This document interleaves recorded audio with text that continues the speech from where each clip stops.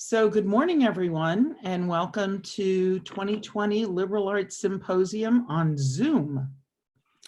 Why not? That's what I say. Why not? But we are very happy to be present, to hear about the incredible work that you have been doing and celebrate your accomplishments. So we're going to begin with Laura Chiarella. This is her honors thesis, and it is the influences of postmodern fairy tales and Over the Garden Wall, 2014. So please, Laura, begin. Oh, hi, thank you for coming. Hope traffic wasn't too terrible. So my name is Laura, and I will be presenting on influences of postmodern fairy tales in Over the Garden Wall. So Over the Garden Wall is a Cartoon Network miniseries created by Patrick McHale. It follows two brothers, Wirt and Greg. Wirt is the older brother and Greg is the younger brother, as they travel through this mysterious forest called the Unknown, and they're trying to find their way home since they're lost. They meet all different kinds of people, and they find that the landscape they are traversing includes a number of influences, time periods, and aesthetics. I became really interested in this fluctuating use of all these different kinds of references throughout the show. It really intrigued me what they were using and why they were using it and how they were using it and what it was doing for the series. In order to understand what was happening and why, I found that by combining these influences and conventions in such a way, the show was actually breaking them down and changing them. And that is what led me to look at the show through a postmodern approach. So by analyzing Over the Garden Wall 2014 through a postmodern lens, I ultimately argue that it reevaluates traditional conceptions of identity in society by recontextualizing and disrupting expectations of animated fairy tales through techniques such as fragmentation, pastiche, and contradiction. And I guided my analysis through three questions. How does Over the Garden Wall utilize established fairy tale conventions? How do established conventions and techniques of animation influence Over the Garden Wall? And how does Over the Garden Wall create and sustain ideologies of identity in a community? So I developed these three research questions to guide my analysis, and each of these questions focused on three different sections that make up the bulk of my literature review. So first of all, fairy tales. Fairy tales are considered to be a subgenre of the overarching umbrella of folk tales. They are distinct from myths, legends, and fables. And I found that my overarching criteria for fairy tales was the use of fantastical elements, reoccurring motifs, a vagueness that suspends reality, formulaic tendencies, and admonition, as opposed to something more didactic, which is more closely aligned with the literary genre when fairy tales became more moralistic and aimed at children. Next, I explored animation, primarily focusing on Disney's influence, because Disney dominates the animation industry and really defined the way fairy tales are used in animation. I looked at how he transferred fairy tales into his films, which was a very personalized and ideologically Americanized way. I also looked at the kind of mechanics and development of his Disney aesthetic that is still very pervasive today. However, I also do examine his relationship with other earlier animated works and animators, the early history of animation, especially looking at like a 1920s, 1930s style. And then there was the application of postmodernism. Postmodernism is difficult to define, but it is a reaction to modernist assumptions and meta-narratives. Especially in regards to truth, reality, postmodernism aims to question what we assume about these things, and often does so in an ironic way. Postmodernism is a skeptical attitude to established ideas with a sensitivity to ideology. Some techniques of postmodernism, especially the ones I'm concerned with here, are playfulness, fragmentation, pastiche, which should not be confused with parody or satire, as pastiche is celebrating the styles it imitates. These three areas, animation and postmodernism, to create a synthesized analysis.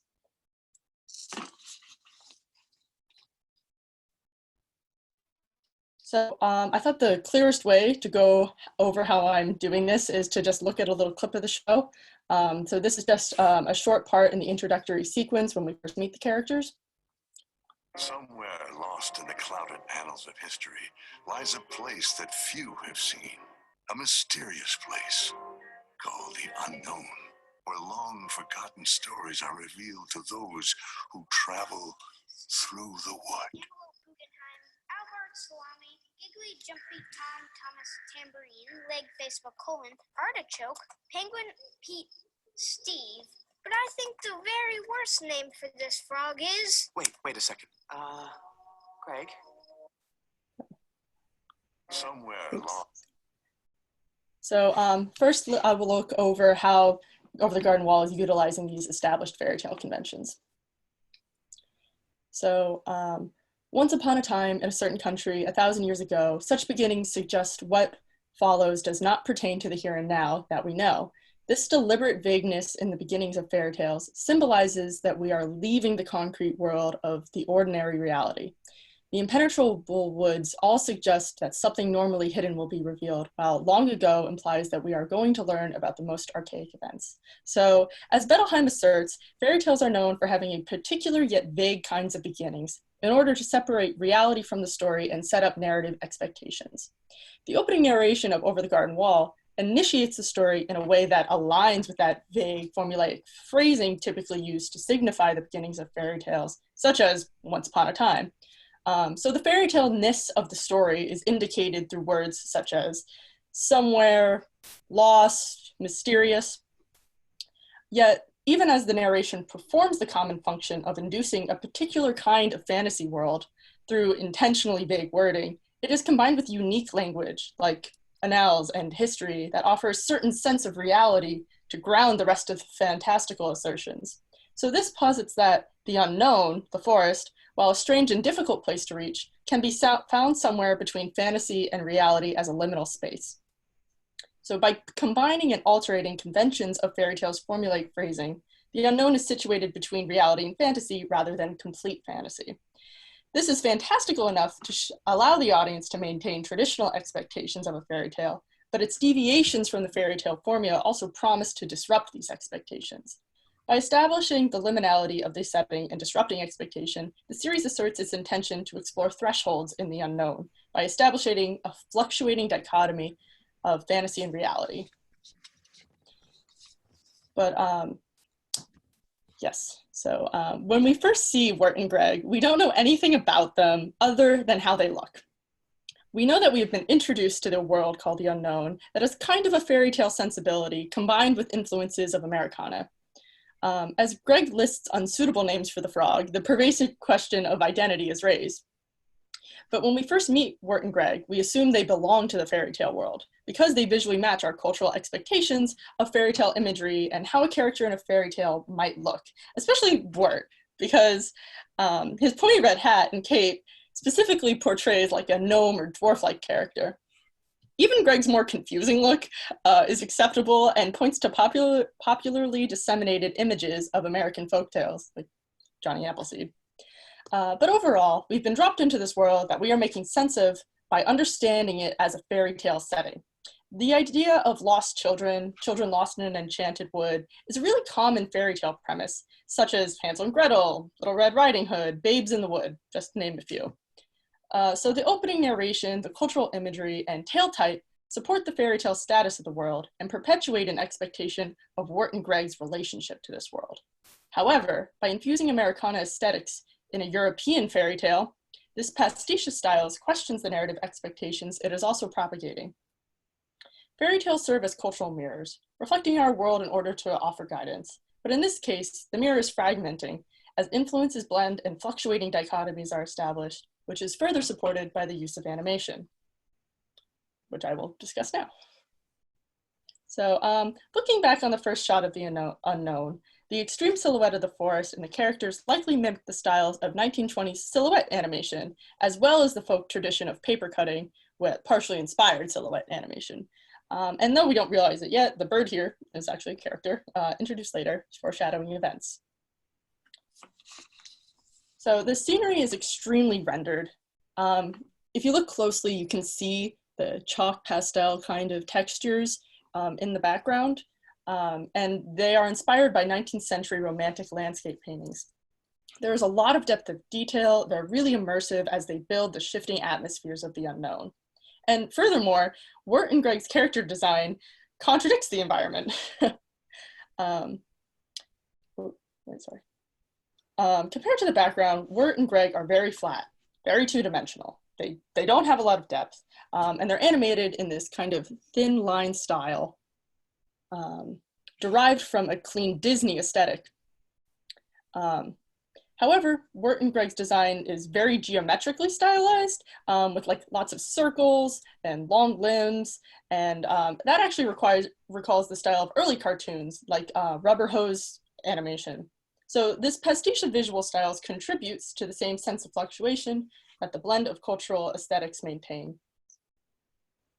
So how does Over the Garden Wall create and sustain ideologies of identity in a community? So you're not meant to be able to identify and catalog all of the influences throughout the show. It's kind of impossible.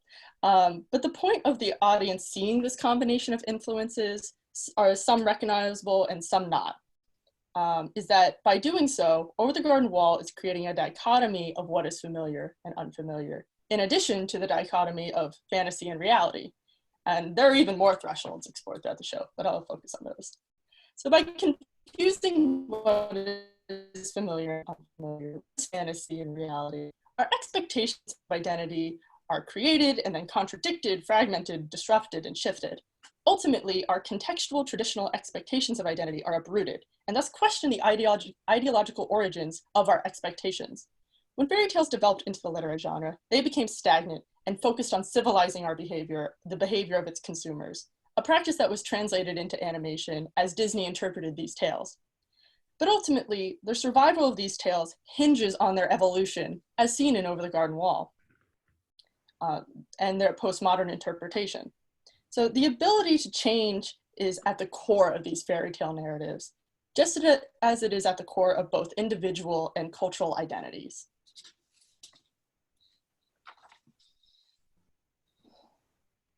So, so yeah, here I'll just talk about some of my limitations quickly. Obviously, I experienced a bit of a time constraint. I only was able to dedicate one semester to this study, and as well as the abrupt end of the semester. By balancing all these disciplines, I had to make choices on what I wanted to focus on. So it's kind of juggling these different fields of study. I'd like to just go more in depth on the synthesis of these things I'm exploring. If I was to go even further, though, I think it might be interesting to compare with other mediums of postmodern interpretations of fairy tales, or compare Eastern animation's interpretation of folk tales to Western versions. And so, just to conclude, 2 more quotes on identity. Each fairy tale is a magic mirror which reflects some aspects of our inner world. For those who immerse themselves in what the fairy tale has to communicate, it becomes a deep, quiet pool, which first seems to reflect only our own image. But behind it, we soon discover the inner turmoils of our soul, its depth, and ways to gain peace within ourselves and with the world, which is the reward of our struggles. And then, but where have we gone and where shall we end? If dreams can't come true, then why not pretend? Fairy tales originally were meant to provide a source of guidance to us all. And I think that by looking back and revisiting these tales and how we see them in our culture today, they have something to offer us in terms of finding our roles in the world and ourselves. Thank you. Thank you, Laura, very much. Yeah. There we go. Is there anyone who has a question for Laura? You can, I think, raise your hand and I can, oh, well, you've got applause. That's good. Ooh. Applause is good. Anybody want to ask her a tough question, please? Yeah. Besides me? Hi, Brendan. Hi there. Yeah, I wanted to ask, what is your interpretation of Over the Garden Wall's use of religious imagery? Because we have the figure of the beast as this shadowy horned figure, and also his name is the beast. Of course, he's meant to represent Satan. There's also the bluebird Beatrice, who has the same name as Dante's love in the Divine Comedy. So how do you think the show uses religion? Yeah, so there actually have been some studies on how Over the Garden Wall is kind of an allegory for Dante's Inferno. And I actually, when Patrick McHale was developing the show, he wanted to make the Beast character a more Judeo-Christian devil type character, but Cartoon Network was like, we can't have that. So I think that the intersection of a kind of secular imagery with this religious imagery, I think, continues to point to the kind of pastiche that Over the Garden Wall is creating. So by identifying both fairy tale elements and religious elements, it contributes to the fragmentation of what is familiar to us and what is unfamiliar to us. So I think just all this entire blend of what we're seeing just helps us be confused in a way. It supports that dichotomy of what we're recognizing and what we're not. That's a good question. Yeah, great question. It's actually all we're going to have time for, so I'm glad it was a knockout. Okay. Thank you very much.